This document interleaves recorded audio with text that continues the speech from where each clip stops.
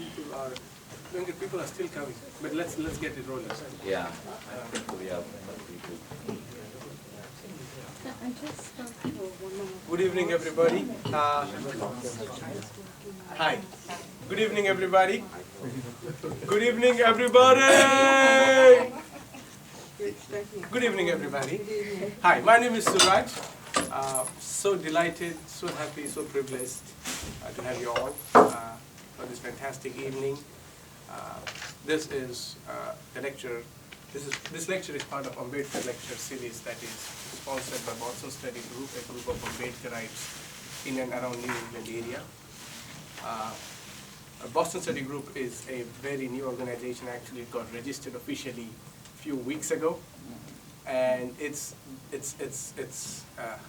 core purpose is to advocate for the issues of caste and to bring an international attention to the tensions of caste discrimination that exist not only in India or South Asia, but the global caste. And thus, the purpose of our organization, apart from advocacy, is an intellectual exchange, not only of dialogue, but also of materials of equal value. And that is why we have been conducting this lecture from last year. We had some phenomenal guests on our list. And so we are very privileged to have Professor Y.B. Satyanarayana. Many of us know, if you have seen Kabali movie was starred by India's, if that's not exaggeration, topmost actor, Rajnikant, and the movie scene starts with the superstar glancing towards, this is exactly the scene, actually this angle, and the protagonist is reading this book, written by Professor Y.B. Satyanarayana. This book is a very special, has a special place, not only with the individual, but it has a special place that transcends through generation, and that's the significant, I think, moment of this book, that not only narrates the life confined within one particular epoch, but it engages it with different epochs, and then it ends with the existing generation, Professor Narayana. This book has many people, Dalit don't write is what is particularly been heard and told and retold. The reason this has been because the Dalit approach or the Dalit epistemology is not taken seriously enough, because it is harbored to a certain indomitable logic, that is, the written histories are histories of either suffering or pain.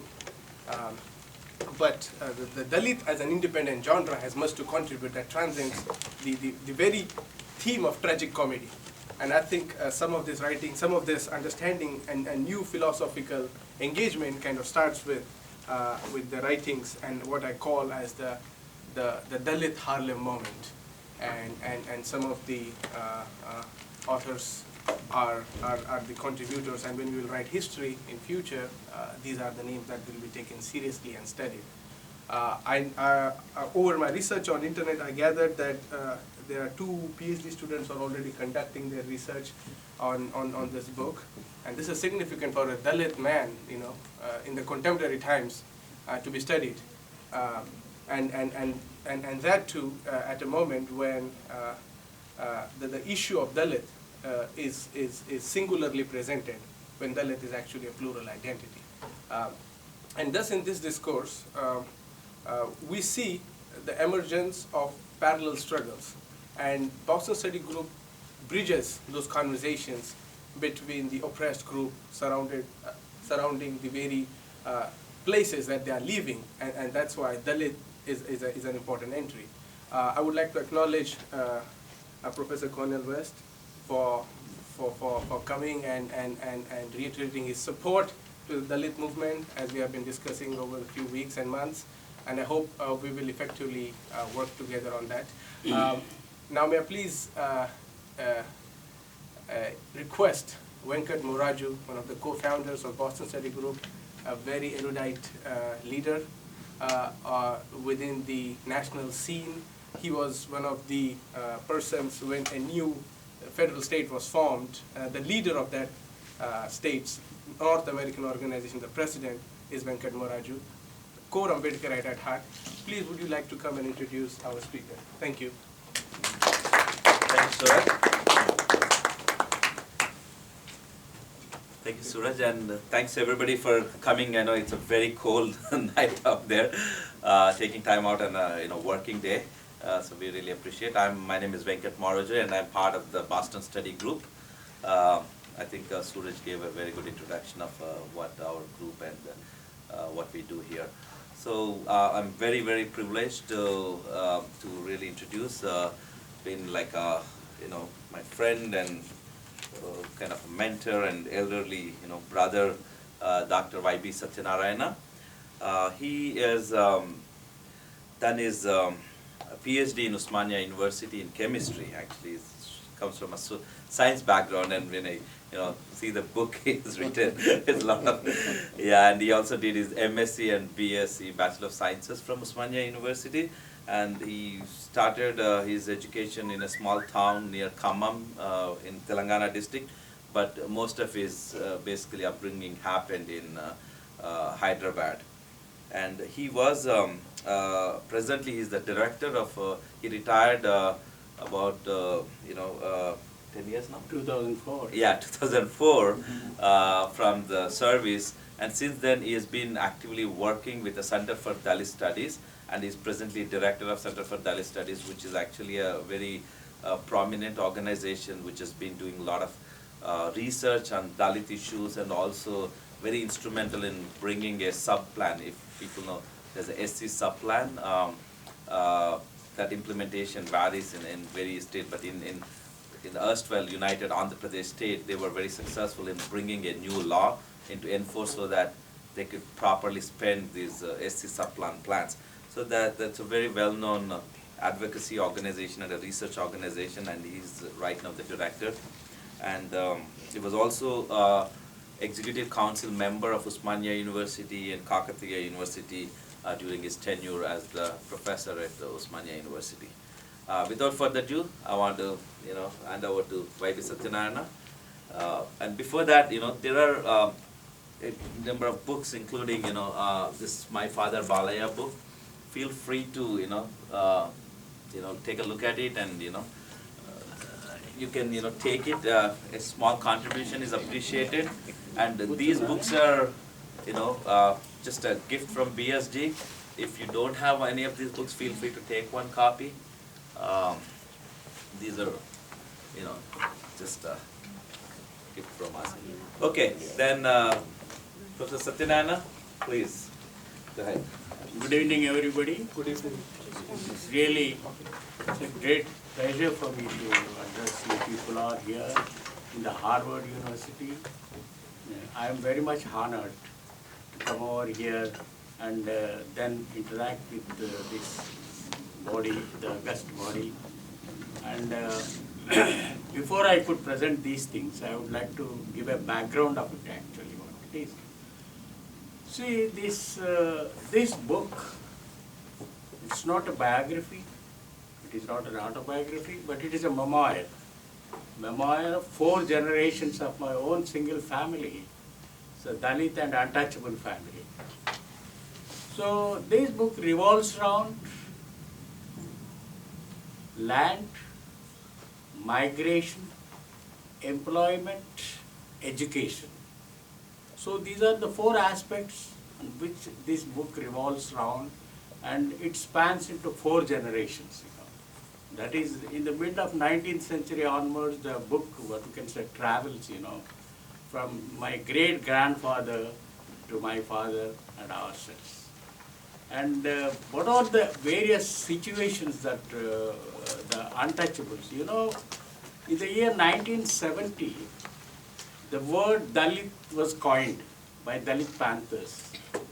Earlier, Ambedkar said they are all untouchables. So these communities, they are known as untouchable communities, but not Dalit communities. That is, Dalit Panther movement made this as a Dalit community. So my dear friends, this book, it was published in the year 2011 by HarperCollins, and then it came into many languages, Indian languages, such as Telugu, Kannada, Hindi, Marathi, Bengali, and Tamil, and it's just going on, you know. Whoever the person reads the book, he is just phoning to me and saying, I'm going to translate this.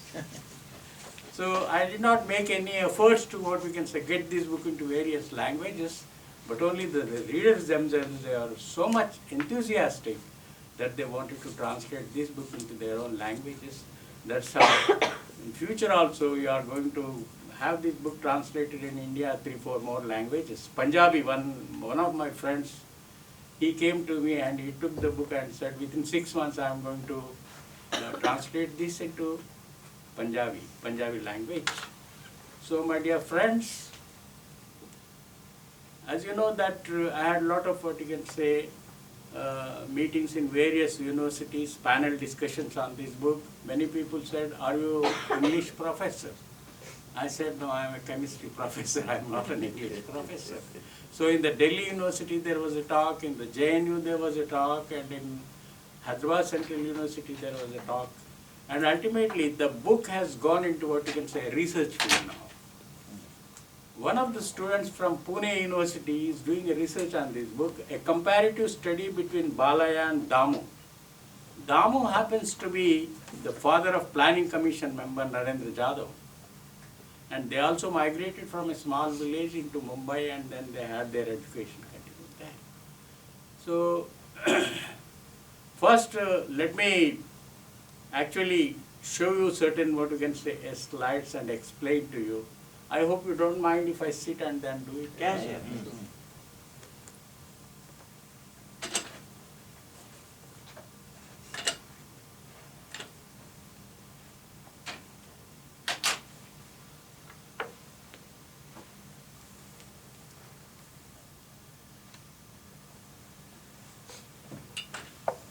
So friends, I am sorry I am sitting and then giving you a talk.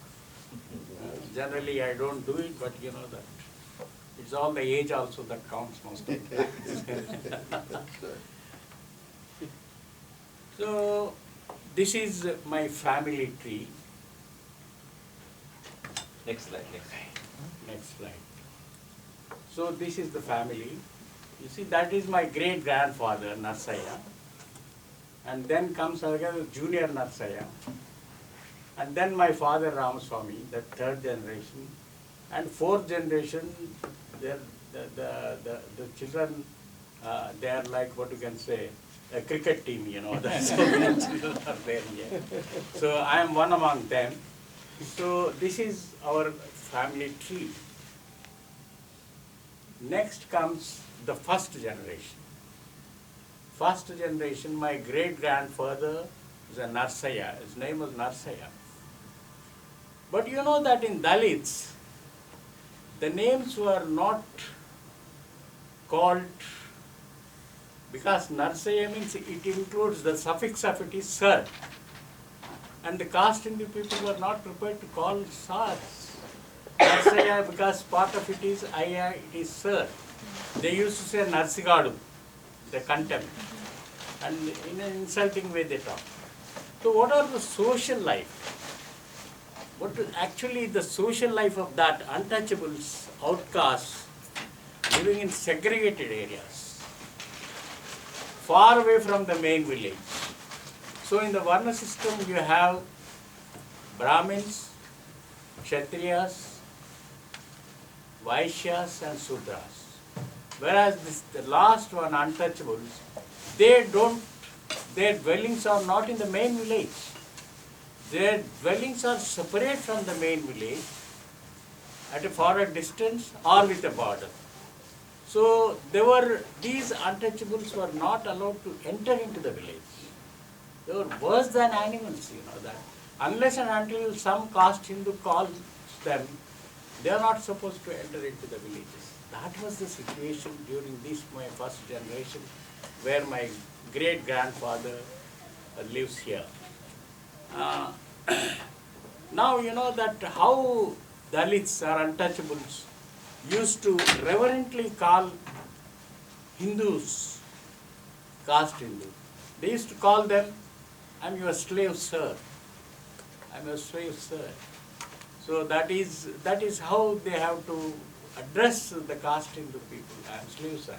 And this untouchable is a 24/7 servant to the landlord, any landlord. There, they used to work 24/7, and there was no fixed income for them. And they had to live on the grains that the landlord used to give them on mercy. And there was no question of asking, what is my salary? What is my remuneration? Because they were so much, what we can say, scared by the landlords.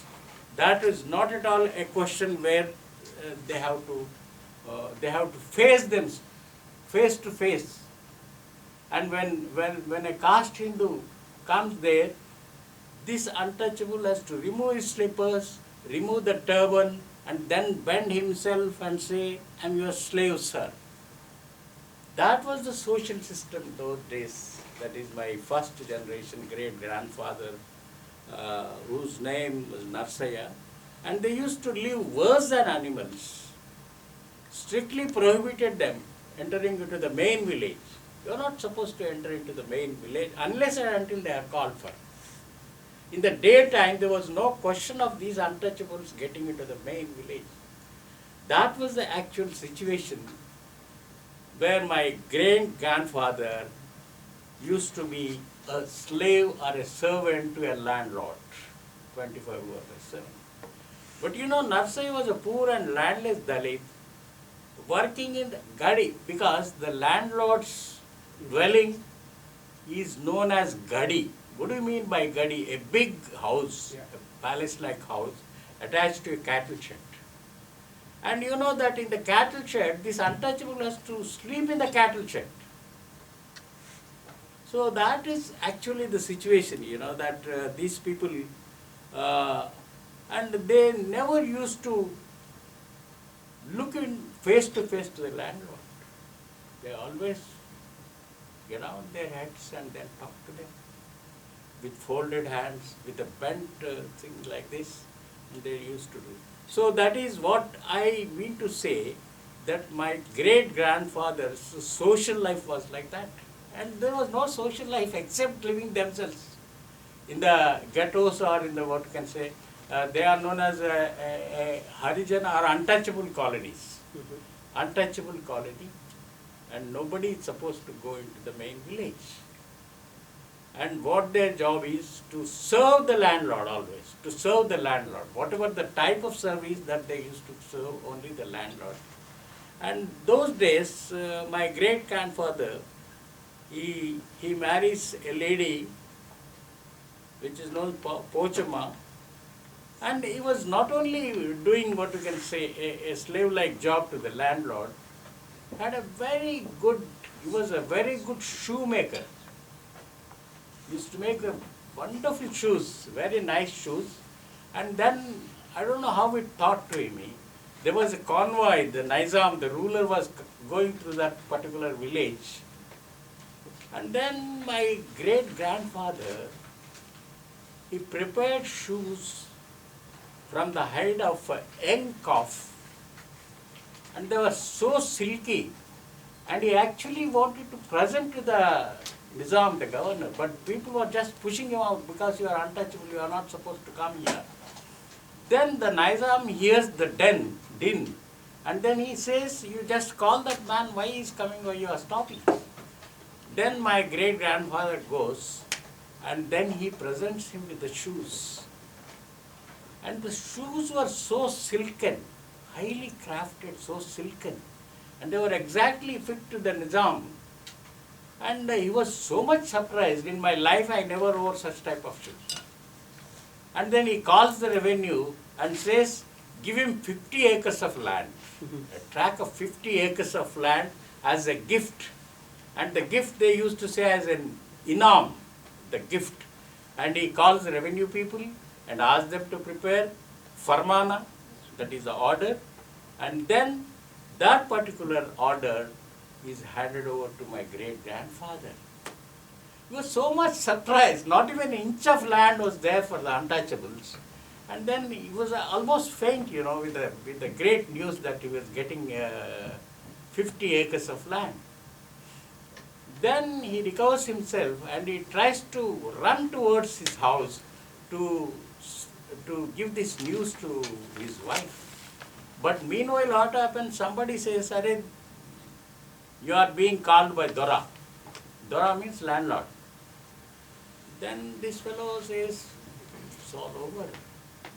And then he goes slowly to that landlord, and landlord he was fuming at him.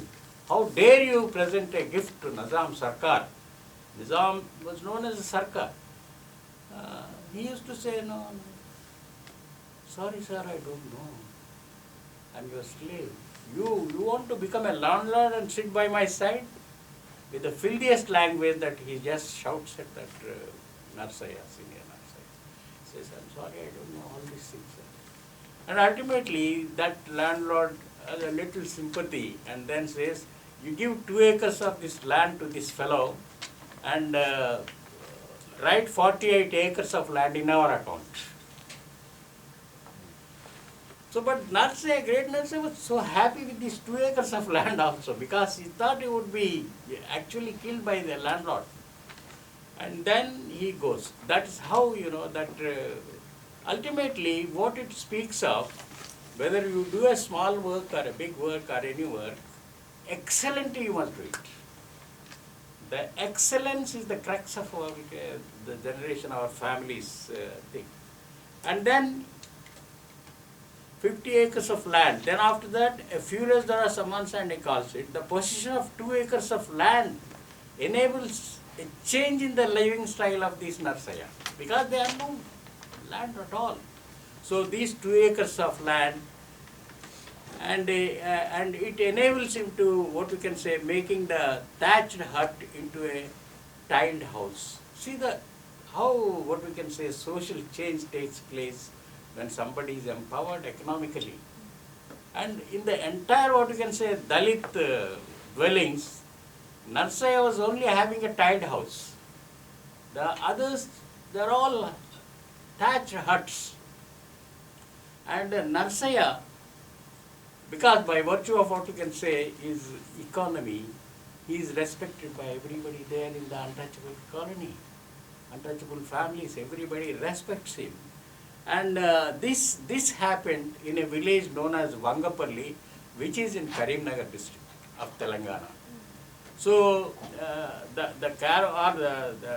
the journey starts from Vangapalli village. And then what happens is Narsaya grows.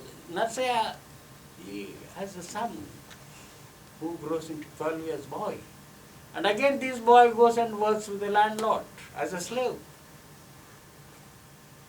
Then what happens, again named as Narsaya, grows into 12 years old and again works in Dora's Gadi. So working in Dora's Gadi, the man who works in Dora's Gadi is known as a Jeetagadu. So in terms, if you want to say that it is a slave. And even Ambedkar says, a slave's, an untouchable life is worse than slave's life.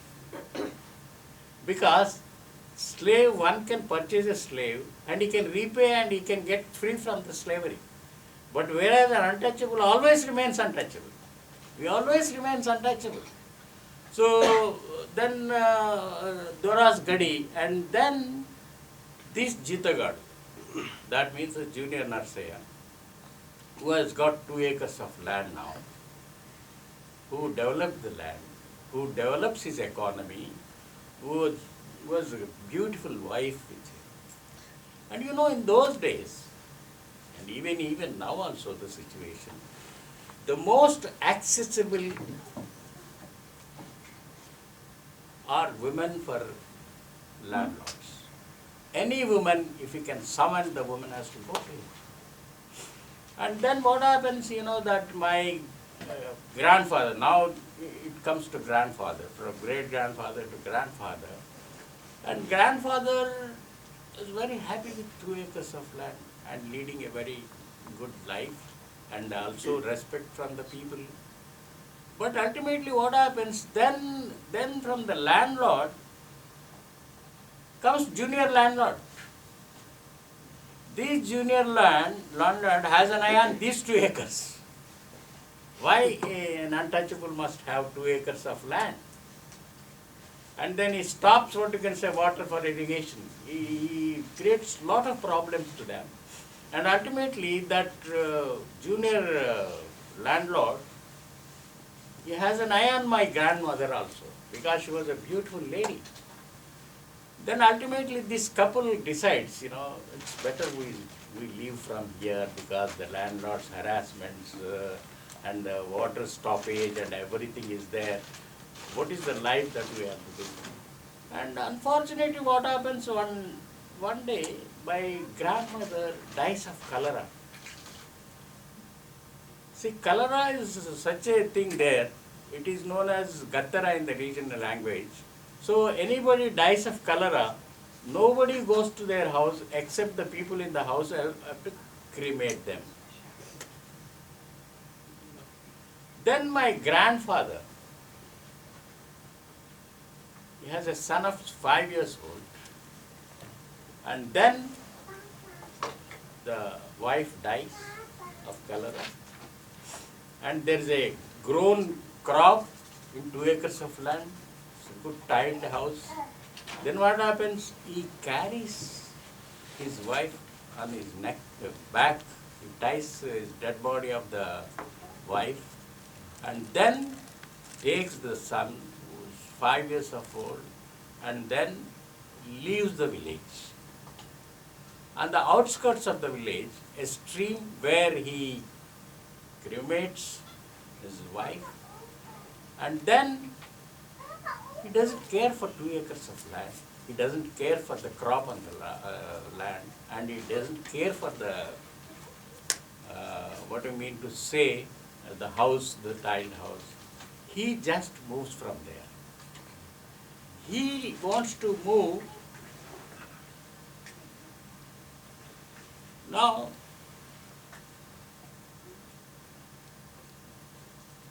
the second Narsaya, the migration and the social and economic life, how it is, it comes in the second generation. So he migrates to his maternal uncles with a small boy, my father, of 5 years old, and then he goes there and he takes shelter in his maternal uncles. And maternal uncles were very close to the rail track. That village, it's very close by rail track. And then these maternal uncles, they take care of my grandfather, and then they take care of my father, whose name is Ramaswamy. And then they actually approach the railway authorities. And then my grandfather gets a job in the railways at the lowest rung, the hierarchy, the lowest rung. He is known as a pointsman, where he has to go and what we can say signaling, and then doing all what we can say a manual job in the railways. But you know that the junior Narsaya becomes free from Jitagadu. He becomes free from what we can say untouchable colonies. He becomes free from the village where they are segregated, where they lead the life worse than the animal life. And then he frees himself from what we can say a slave life, because he gets a job in railways. Though it is a very small, a menial job, he gets a job. And when he gets a job here, now he has got a fixed salary. Unlike working with Dora, where they get only a few grains, but in the railways, so that is the reason why I am really very much, what you can say, thankful to the colonial period where these railway lines were laid there at that time, and all the Dalits, the doors of employment are open to Dalits. And though they are hazardous jobs, they have jobs, and they are made to live in a colony. they are made to live in a colony where Sudras and these untouchables live together. But unlike in village, the untouchables have separate dwellings. You know the composition of the village, if I just talk to you, it's a very surprising thing. Manu, Manu was what you can say, Manusmriti, Hindu code, Hindu laws enunciated by him. He said the untouchable should not have any property. The untouchable should eat in the broken plates of what you can say, caste Hindus. His position was only pigs, no other than this.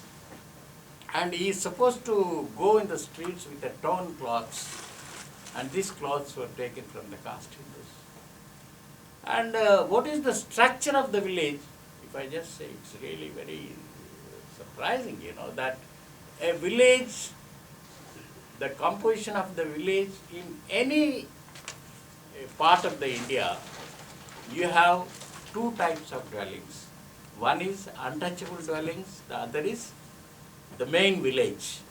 And the main village, the dwellings are in such a way that they are from west part of the village to the descending order to the eastern part. That means Kshatriyas, Brahmins, Agraharas, temples, Brahmins, then Kshatriyas, then Vaishyas, then Sudras.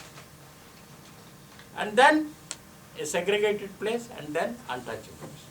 Untouchables always live in the eastern side of the village. Why this? This is because always wind blows from west to east. And you know that they are not prepared to breathe out air of Dalits. That was a horrible situation, that the composition itself is like that. So anybody, any untouchable cannot live, but you can say, I mean to say that their dwelling should always be in the easternmost. But whatever the air that they breathe out, that air these people should breathe. And not only that, a Dalit or an untouchable used to have a pot around his neck, and he has to spit in the pot, not on the ground.